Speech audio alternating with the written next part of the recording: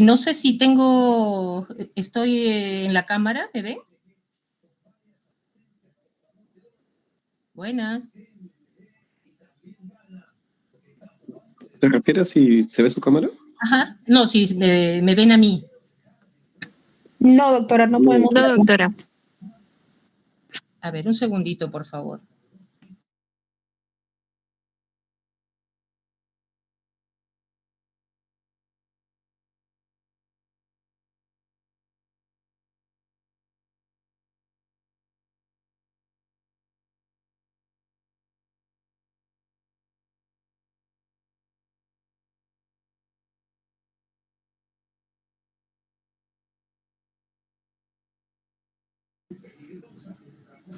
Bueno, les voy dictando la clase. En un segundo voy a prender la cámara. No sé qué está pasando con mi computadora.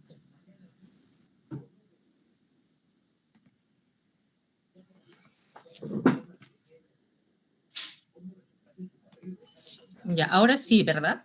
Ahora sí, ¿podemos empezar? Sí, doctora, se la ve también. Bueno, buenas noches con todos. La clase de hoy día es la historia de la anestesiología y terapia del dolor. Como saben, desde el inicio del mundo, cuando Adán y Eva fueron puestos en el mundo, comenzaron a sentir todas las sensaciones, dolor, frío, y desde entonces comenzaron las enfermedades, los accidentes, y fue necesario el tratamiento de esto, ¿no? Puedes continuar la siguiente.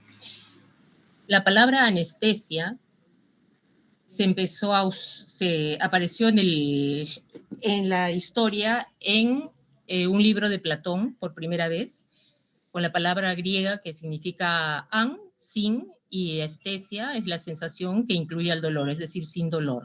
La siguiente, por favor.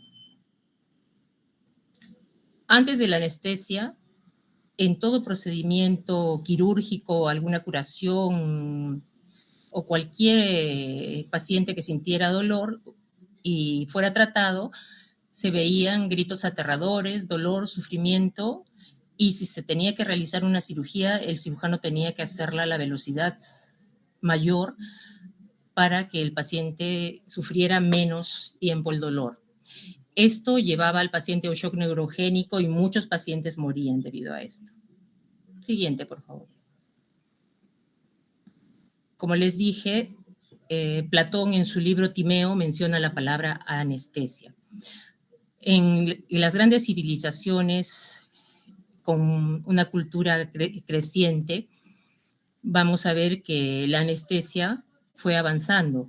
En Grecia también nació Pedáneo Dioscórides Anasarveo, que fue un médico, farmacólogo y botánico que trabajó en Roma. Nació en Grecia, pero trabajó en Roma. En la siguiente, por favor. Dioscórides practicó la medicina en Roma, usó la mandrágora hervida en vino para realizar amputaciones, curaciones, cirugías oculares, entre otras cirugías. Y sobre todo dejó su obra Materia Médica, que sirvió como parte de la farmacopea en la Edad Media y el Renacimiento. También mencionó el efecto analgésico del opio. También en Roma está el médico Galeno, que habló sobre el dolor, que el dolor se originaba en el cerebro. También usó plantas medicinales en heridas, en úlceras, y demostró que el sistema vascular transportaba la sangre y mencionando como centro del transporte de sangre al hígado. Por supuesto, estos médicos eran considerados anticristianos por todos los avances en la ciencia que presentaban. Siguiente, por favor. También en nuestro imperio incaico, incluso antes del imperio incaico, las culturas preincaicas usaban plantas medicinales para realizar sus tratamientos. Como todos sabemos, desde los paracas hacían trepanaciones craneanas. Ellos usaban la coca, el floripondio, que es una planta que corresponde al género Datura, la nicotina rústica y la ayahuasca, entre otras plantas. Siguiente, por favor. en otros lugares donde no había tan avanzada la ciencia, ¿qué usaban las personas? Alcohol a dosis tóxicas, les administraban a los pacientes tal cantidad de alcohol para que perdieran sus actividades de las funciones intelectuales con falta de reacción. Otros utilizaban la estrangulación hasta que el paciente perdiera la conciencia. Los romanos, ¿qué hacían? Usaban el frío intenso para que hubiera pérdida de la sensibilidad en la zona a operar, lo mismo que la compresión de nervios. Y, por supuesto, la cirugía debía ser veloz para disminuir el tiempo de exposición al dolor del paciente. Siguiente, por favor. En Asia, el 13 de octubre de 1804, en Kioto, Japón, el médico Anaoka Seishu usa la datura. Acuérdense que los incas también usaban la datura, pero como floripondio. Hanaoka usó el estramonio y realizó una mastectomía por un SEA de mama y múltiples operaciones, pero la política del shogunato de Tokugawa era tan aislada que no permitió que estos conocimientos se extendieran a Occidente. Siguiente, por favor. ¿Cómo empieza, digamos, la anestesia? Con el Sir Humphrey Davy, que era un químico británico, que en 1799 experimentó con el óxido nitroso. Observó que todos los pacientes que inhalaban óxido nitroso comenzaban a reírse y se les veía en una actitud hilarante, por lo que lo denominó el gas hilarante. Y escribió sobre los probables efectos anestésicos y analgésicos que podían ayudar para aliviar el dolor durante la cirugía. En 1842, un médico en Estados Unidos, Crawford Williamson Long, estudió el uso del éter, ¿no? El químico anterior era el óxido nitroso. Este médico estudió el uso del éter, fue uno de los primeros en usar este éter para una cirugía de un paciente que tenía un tumor en el cuello, luego la usó para varias amputaciones y para analgesia de parto, pero no publicó su descubrimiento, por lo que no se le consideró como el inventor, digamos, el que inició la anestesia.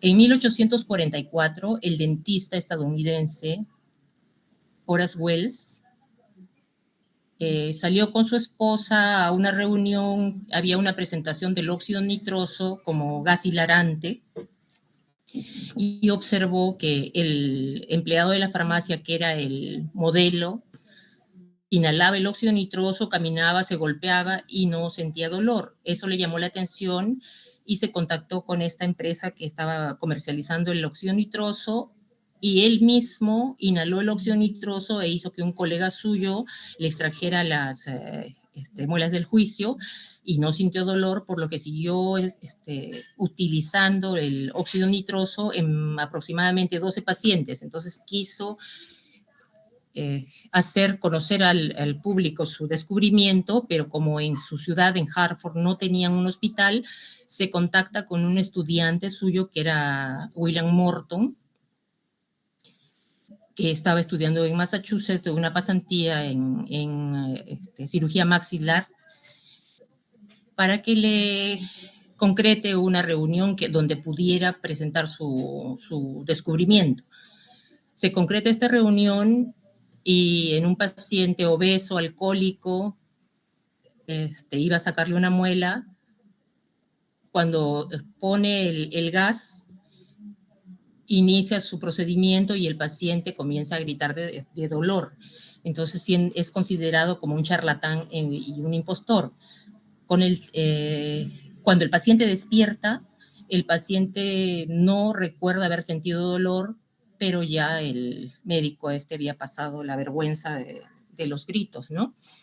Y luego se vio que no era el paciente adecuado para el uso del óxido nitroso, era un paciente alcohólico, obeso, y no había tenido el tiempo de exposición suficiente al óxido nitroso. Siguiente, por favor.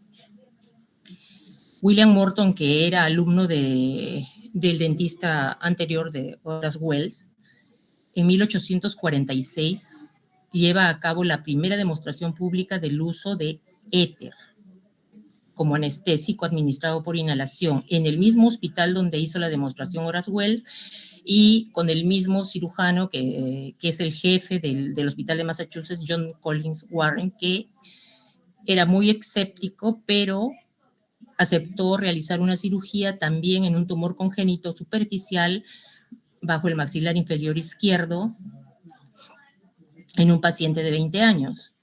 Hicieron inhalar los vapores del éter en una esfera de vidrio adaptada especialmente para colocar una esponja embebida en éter para que el paciente pudiera inhalarlo, y el doctor John Collins realizó la cirugía sin ningún problema. A este suceso se le considera como el nacimiento de la anestesiología moderna. Esto ocurrió el 16 de octubre de 1846. Siguiente, por favor. En 1847, un médico escocés descubre los efectos del cloroformo y comienza a trabajar con el cloroformo para aliviar el dolor durante el parto. Por supuesto, fue criticado por esto. Pasados unos años, John Snow, que era un médico, el médico de la reina Victoria, le aplica cloroformo como analgesia de parto para el nacimiento de su 8º hijo. En 1863, en Boston, nuevamente vuelven a usar el óxido nitroso como uso odontológico. En 1868 se agrega el uso del oxígeno. En 1959 ya empiezan a usar otro gas, el ciclopropano, que es un gas altamente inflamable, que dejaron de usar luego que ocurrió una explosión en el hospital. Siguiente, por favor. Aquí ven los aplicadores tanto del éter como del óxido nitroso. Aplicadores antiguos, ¿no? Y de cloroformo también. Siguiente, por favor. John Snow es el médico, es considerado el primer médico anestesiólogo especializado. También considerado como el padre de la epidemiología moderna por sus múltiples estudios epidemiológicos. Él logró la aceptación de la anestesia obstétrica en contra de todas las creencias religiosas, éticas y médicas al administrar cloroformo a la reina Victoria durante los partos de sus 2 últimos hijos. Siguiente. En 1935 se empezó a usar el tiopental sódico en un estudio en la clínica Mayo a petición de los laboratorios Abbott, que fueron los que producían el tiopental. Y los relajantes musculares recién empezaron a usarse en 1942 en un hospital en Canadá. Por primera vez se dio para anestesia general. Y esto permitió que el cirujano tuviese una mejor exposición de las estructuras quirúrgicas. Un gran avance en la anestesiología. Y en 1956 se empezó a usar en Inglaterra el alotano, que es un gas anestésico que ha precedido a los gases actuales, ¿no? Como son el ceborane, el isoflurane y el enflurane. Siguiente, por favor. Esta cita de Thomas Morton es muy importante porque es muy cierta, ¿no? Ninguno de los descubrimientos realizados en el campo de la medicina ha demostrado ser más beneficioso para la raza humana que el de la anestesiología. No solo por los inmensos sufrimientos que ha evitado, sino porque la estructura global de la medicina moderna se ha reforzado con su éxito y la cirugía ha podido llegar a grandes avances. ¿Hasta ahí alguna duda? Porque vamos a empezar ahora con lo que es terapia de dolor. Todo claro, doctora. Todo claro. A ver. ¿Cómo podríamos definir el dolor? Creo que una definición de John Milton, que es un poeta inglés, es la que define el dolor bastante claro, ¿no? El dolor es la calamidad perfecta que excede a todos los males y que aniquila cualquier paciencia. Claro que pueden traducir de otra manera y está como lo dijo en inglés, ¿no? Siguiente, por favor. Ahora vamos a ver cómo se genera el dolor. Hay un daño tisular. Este daño tisular libera sustancias químicas con capacidad halogénica en el entorno de las terminaciones periféricas de los nociceptores. Es importante el factor de crecimiento nervioso, que es una neurotrofina que promueve el crecimiento, la diferenciación y la supervivencia de ciertas poblaciones neuronales. Y principalmente lo mencionamos porque también modula la percepción del dolor al sensibilizar los nociceptores, produciendo que los mastocitos liberen histamina, serotonina, prostaglandinas, etc. Esto ocurre cuando hay daño tisular y todo esto disminuye el umbral del dolor. Por eso es que el paciente siente dolor. Siguiente.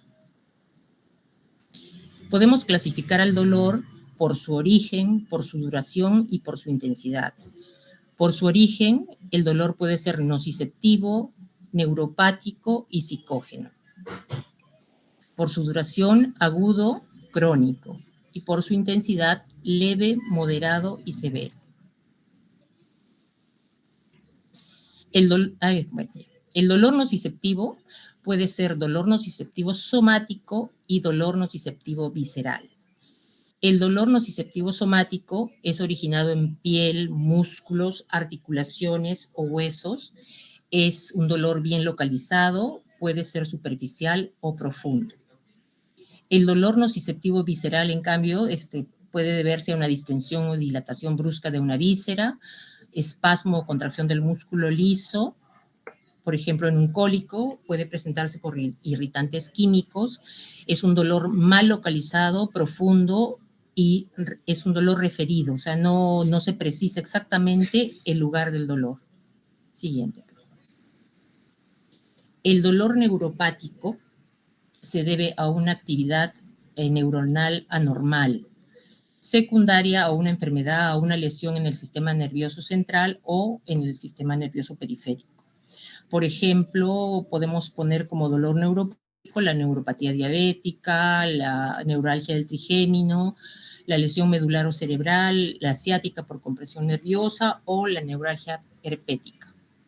El tipo de dolor que se presenta en el dolor neuropático puede ser tipo ardor, quemazón, puede haber un dolor punzante o una descarga eléctrica, hipersensibilidad al tacto, un dolor persistente sin que haya un estímulo aparente.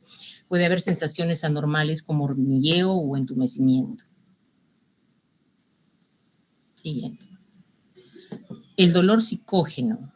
Es un dolor que está relacionado principalmente con factores psicológicos como la ansiedad, el estrés, conflictos emocionales. No hay una causa física identificada, pero a pesar de esto, este dolor psicógeno es real para quien lo padece, por lo que no debe ser minimizado.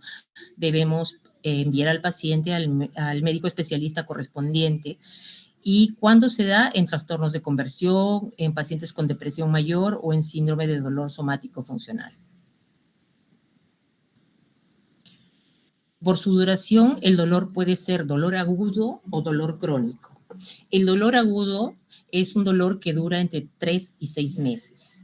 Suele durar más, o sea, el dolor suele durar más de lo que tarda en resolverse la lesión causante. Por ejemplo, una paciente cesareada. El dolor le inicia apenas pasa la anestesia. Le dan analgésicos, el dolor persiste.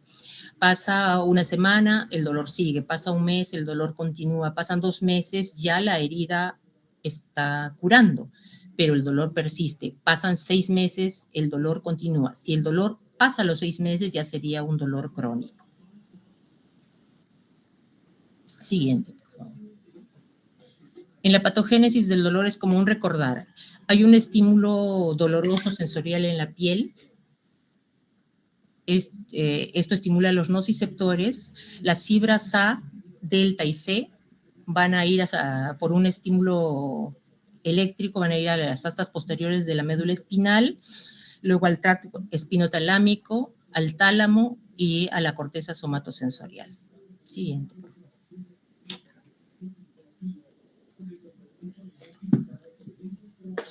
¿Qué es la nocicepción? Es un proceso neurofisiológico mediante el cual el cuerpo detecta estímulos potencialmente dañinos como el calor, presión excesiva, pinchazos o sustancias químicas irritantes. La nocicepción comprende 4 procesos que se realizan en forma simultánea por estar interrelacionados, pero con fines didácticos se estudian por separado y son la transducción, la transmisión, la modulación y la percepción. La transducción es un estímulo nocivo, ya sea térmico, mecánico, químico, que se convierte en una actividad eléctrica en las terminales nociceptoras de fibras periféricas con liberación de sustancias de inflamación, que son los mediadores químicos como prostaglandinas, leucotrienos, sustancia P, bradestinina, y si hay destrucción celular, también habrá potasio. Estas son las principales sustancias halogénicas, ¿no?, que ya hemos mencionado. Siguiente.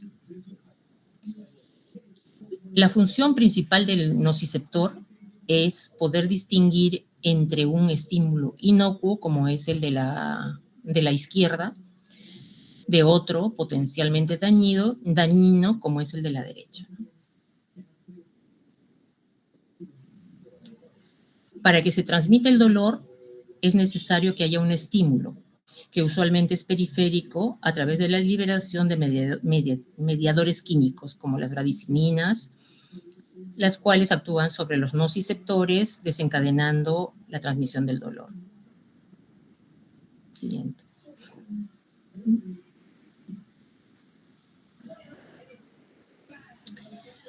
Y ya. A ver, la transmisión es el paso de los potenciales de acción de las terminales periféricas a través de los axones a las terminales centrales, a través de las fibras aferentes del dolor, como son las fibras A, delta y C, que lo conducen a nivel central. Las fibras A y delta transmiten un dolor bien localizado y las fibras C transmiten un dolor mal localizado. ¿Cuál es el mecanismo periférico? Estas fibras aferentes que transmiten el impulso nociceptivo hacen sinapsis en el asta posterior de la médula espinal a nivel de las láminas 1, 2 y 5. Las neuronas que están localizadas en las láminas 1 y 5 van a dar origen a las vías de proyección desde el asta posterior hacia el tálamo, es decir, las vías espinotalámicas. Tenemos 2 vías espinotalámicas, un haz ventral o paleoespinotalámico y un haz lateral o neoespinotalámico. El paleoespinotalámico nos va a transmitir el dolor crónico, sordo, de poca intensidad, difuso, mal localizado. Y el haz lateral o neoespinotalámico va a transmitir el dolor intenso y bien localizado. Este haz lateral o neoespinotalámico es responsable de la hiperalgesia secundaria. El otro proceso que tenemos es el proceso de la modulación, que se da por medio de un sistema de péptidos opioides que se sintetizan endogénicamente en el cerebro. Se clasifican en 3 familias: endorfinas con receptores muy delta, encefalinas con receptores delta y mu y dinorfinas con receptores kappa. Las endorfinas van a participar en la actividad analgésica y se encuentran principalmente en la adenohipófisis y en el hipotálamo. El péptido más conocido de las endorfinas es la beta-endorfina, que se localiza principalmente a nivel de la hipófisis, en el hipotálamo y en el tronco cerebral. A nivel periférico podemos encontrarlas en intestino, plasma y placenta. También tenemos las encefalinas que participan en la regulación dolorosa. Se distribuyen principalmente en las vías del dolor periféricas y en el sistema nervioso central, como la médula espinal, la hipófisis, el tallo encefálico, las áreas límbicas, y a nivel periférico en las células insulares y en el páncreas. ¿Cuál es el mecanismo de acción de los opioides? Básicamente su unión a los receptores mu, kappa y delta, pero también inhiben la adenilato ciclasa, lo que disminuye la contracción de AMP cíclico. También actúan en la modulación de canales iónicos, bloquean los canales de calcio, disminuyen la liberación de neurotransmisores. También abren los canales de potasio, haciendo que ocurra la hiperpolarización neuronal, lo que disminuye la excitabilidad. También hay inhibición de la transmisión nociceptiva, con menor liberación de neurotransmisores y menor excitación neuronal, lo que va a disminuir la percepción del dolor. El otro proceso fisiológico del dolor es la percepción. La percepción es la interpretación de la información aferente que llega al tálamo y luego a la corteza cerebral, donde la señal se convierte en dolor percibido. El dolor se interpreta en la corteza somatosensorial. Si no hay cerebro, no hay dolor.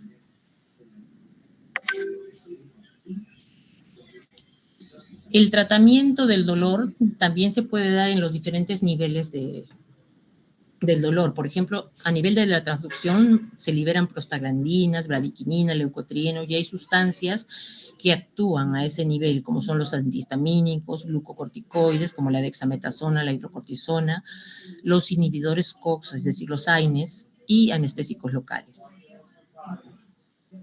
Si ya estamos a nivel de la transmisión, por ejemplo, el dolor de parto o una fractura de fémur, tendríamos que dar una anestesia espinal o una anestesia epidural para disminuir el dolor a este nivel. A nivel de la modulación, como se da por endorfinas, entonces tendríamos que usar opiáceos. O a nivel epidural también podría ser el uso de opiáceos, epidural y subaracnoideo, es decir, raquídeo. O el GABA. Si es a nivel de la percepción, los opioides sistémicos nos ayudarían. ¿Cuáles son las complicaciones del dolor? Pueden darse complicaciones a todo nivel. Por ejemplo, a nivel respiratorio, si al paciente le duele mucho, no va a respirar bien. Puede haber retención de secreciones, puede haber tos, puede haber infecciones, incluso insuficiencia respiratoria, porque el paciente va a hiperventilar, se va a agotar. También pueden haber complicaciones cardíacas como aumento de la presión arterial, taquicardia, aumento del gasto cardíaco, angor e incluso infarto miocárdico. A nivel gastrointestinal puede haber estasis gástrica, disminución del tránsito gastrointestinal. A nivel vascular, tromboembolias, trombosis venosa profunda. A nivel musculoesquelético, atrofia muscular, porque el paciente por el dolor no se va a mover. Esto sería en dolor crónico. Siguiente, por favor. Esta es la escala de la intensidad del dolor con la que se puede evaluar a un paciente, ¿no? Diciéndole para evaluar cómo está el dolor del paciente. Si le digo 0, no le duele nada, y si le digo 10, le duele a morir. Y el paciente puede determinar de acuerdo a esto el nivel del dolor. Siguiente, por favor. Aquí tenemos otras tarjetas, por ejemplo, con colores, ¿no? De pronto el paciente no determina bien la numeración, pero los colores sí. Y en un niño las caritas las puede determinar fácilmente, ¿no? Y es importante que ustedes las conozcan porque son de uso de todos, ¿no? Incluso de enfermería, y con más razón del médico general.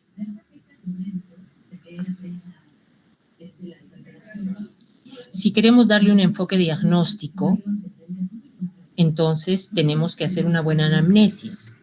Tenemos que hacer una historia detallada del dolor. ¿Por qué ponemos Alicia ahí? Porque vamos a usarla como mnemotecnia. Tenemos que hacer énfasis en las formas anormales que pueda presentar de dolor el paciente, una buena afiliación, actividad, entorno familiar y laboral. Tenemos que ver los signos y síntomas que acompañan al dolor, si hay alteraciones del gusto, del olfato, relajación de esfínteres, debilidad de miembros inferiores, alteraciones de la visión, si hay cambios que hayan ocurrido en sus actividades y a raíz de estos cambios se presentó el dolor.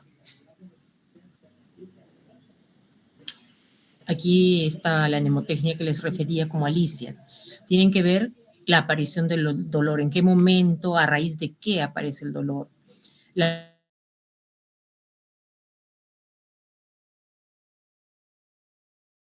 Difuso, si se irradia, qué características tiene este dolor, la intensidad del dolor y qué lo agrava.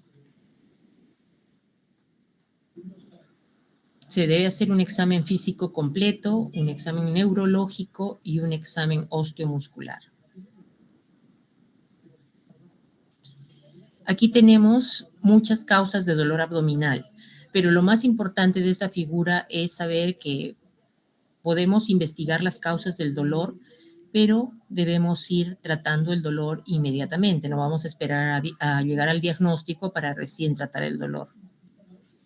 El dolor se tiene que dar inmediatamente para que el paciente no sufra. Nuevamente repetimos lo que ya habíamos mencionado antes, ¿no? El dolor somático es un dolor localizado, continuo. Por ejemplo, en los traumatismos, las atricciones, las artritis, tendinitis, esguinces, fracturas. En las quemaduras o lesiones por arma blanca. El tratamiento es referencial para que lo conozcan. No tienen que aprenderse ni dosis ni nada porque esto es un tratamiento ya de especialidad. Siguiente, por favor. El dolor visceral, a diferencia del dolor somático, es un dolor difuso, referido, generalmente a lugares lejanos de la zona de origen, secundario a fenómenos de isquemia o infarto, sean renal, cardíaco, mesentérico, etc. Puede presentarse en las peritonitis, pancreatitis, infecciones, úlceras, en los cólicos renales, intestinales y ginecológicos. Igual, el tratamiento puede darse con un espasmolítico, pero esto es tratamiento ya de especialidad. Siguiente. El dolor neuropático. Este es el dolor ocasionado por una lesión o trastorno del sistema nervioso central o periférico. El dolor puede ser urente, quemante, lancinante, recurrente o de carácter paroxístico. Es el dolor que se presenta en las neuralgias posherpética o neuralgia del trigémino, neuropatía diabética, radiculopatías lumbosacras, trastornos degenerativos.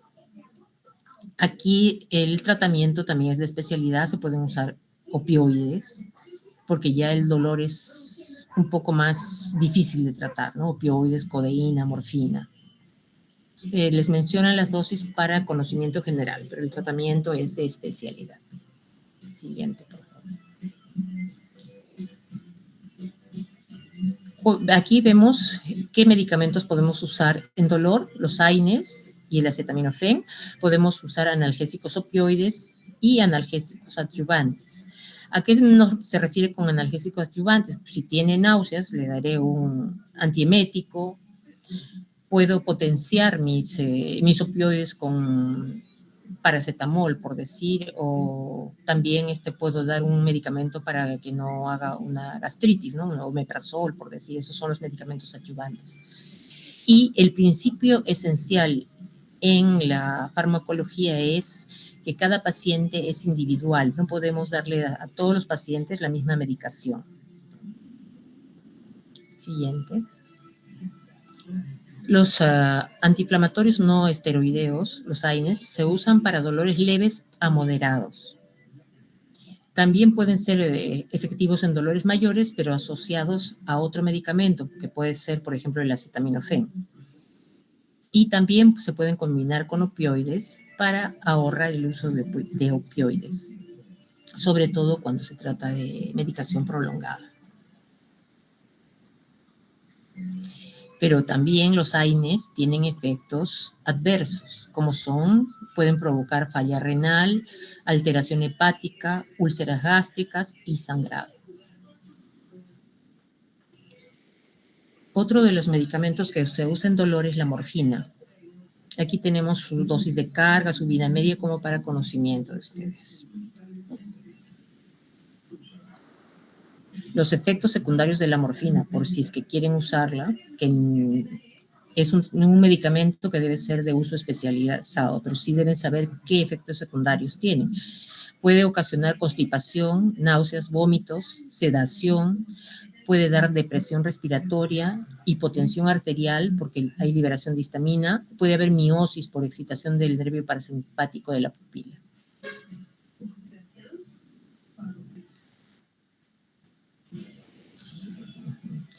Las vías de administración de la morfina pueden ser por vía oral, en gotas, puede ser intramuscular, endovenoso con bombas continuas, programables, o puede darse por vía epidural, o transdérmico por iontoforesis nasal e intraarticular.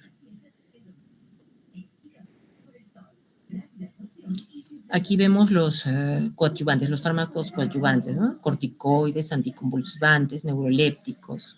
Siguiente. También se puede dar antidepresivos, psicoestimulantes o anestésicos locales, dependiendo del paciente y de la patología que tenga. Aquí vemos otros opioides, como son la meperidina, la codeína, la oxicodona, que se pueden combinar con gabapentina, pero de tratamiento especializado.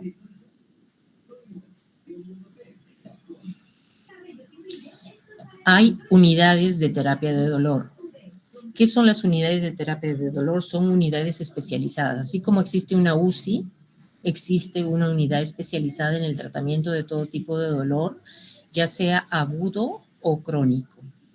Estas unidades son unidades multidisciplinarias a cargo de anestesiología. ¿A qué se refiere con multidisciplinarias? Es un trabajo en equipo.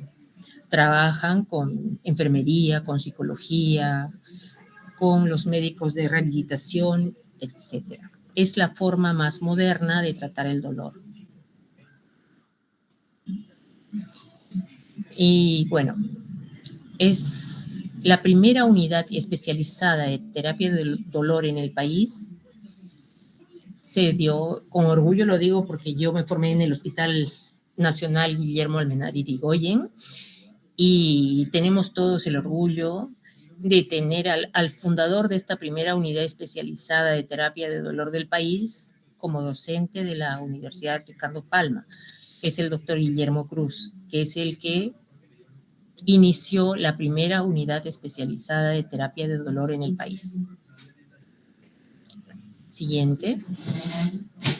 Estas unidades, como les dije, tratan el dolor agudo, ya sea dolor posoperatorio, migraña, dolor de parto o dolor crónico en enfermedades degenerativas, neuropatías diabéticas, dolores somáticos y neuropáticos, dolor postraumático y todos los dolores somatoneuropáticos, dolor oncológico.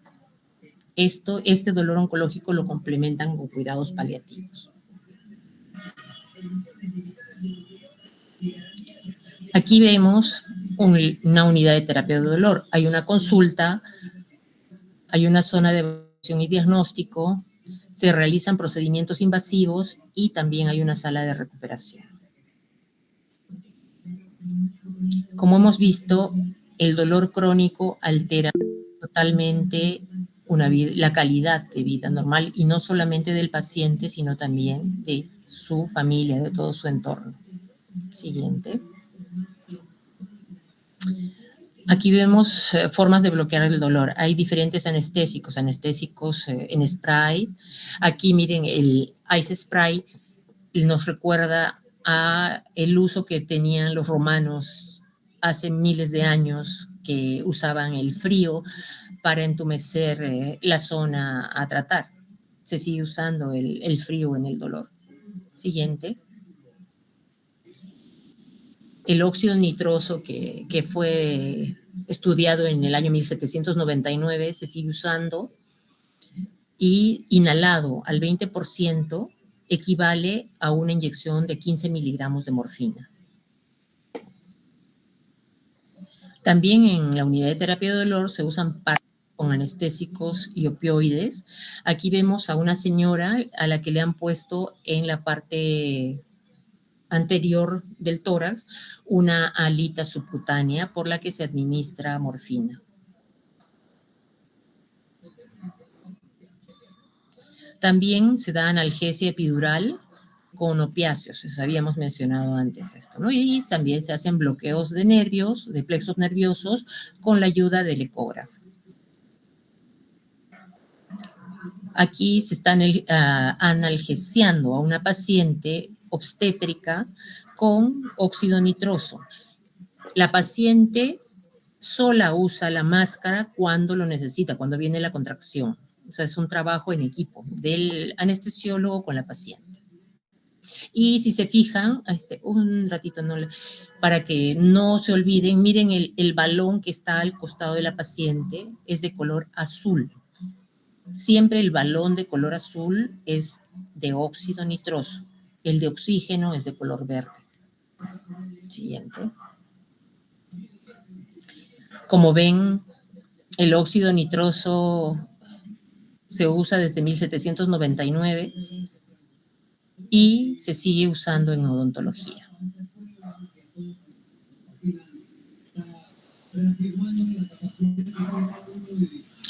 Bueno, si tiene, esta imagen la puse porque el fin de aliviar el dolor es sentirse feliz, gozar de buena salud, de tranquilidad y del menor dolor posible.